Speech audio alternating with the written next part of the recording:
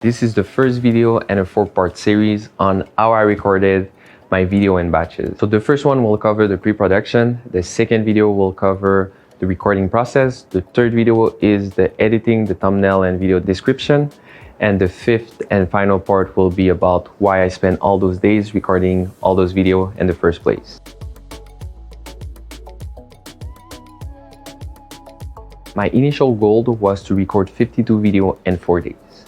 The pre-production took me 6 months. I had to find the location to shoot those videos, prepare the content, make a list of everything I need to produce those videos.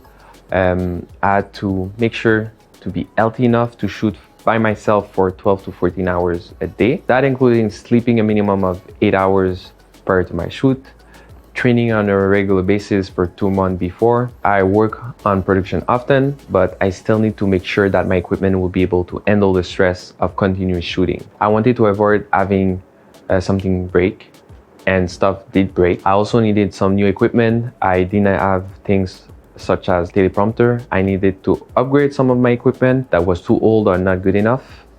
Or I wanted for the project. For the new equipment, I also had to take into account the learning curve to make sure that I could use it properly on the day of. The hardest part for me was content creation.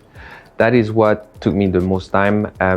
It's not easy to create content. To create my content, I took blog posts that I already published on my website, client inquiry, my most asked question on my day-to-day, and some other stuff. Setting up my equipment took me an average of 2 hours to 3 hours to set up.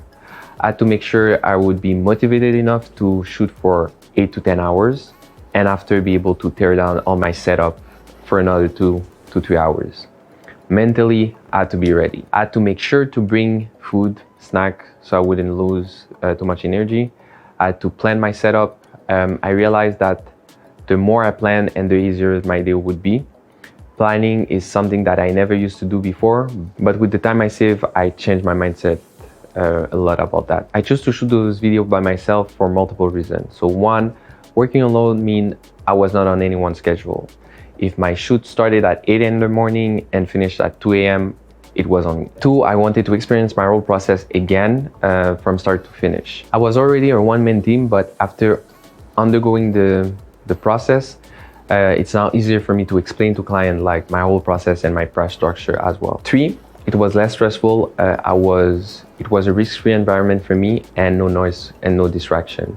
I think that sums up my pre-production. If that video would be a full video about all the steps I took in the past 6 months, almost 1 year now, to shoot that video, it would be a 12 hours video. So if you have any question about the pre-production process, please feel free to ask me in the comment. The next video is about how I recorded those 48 videos.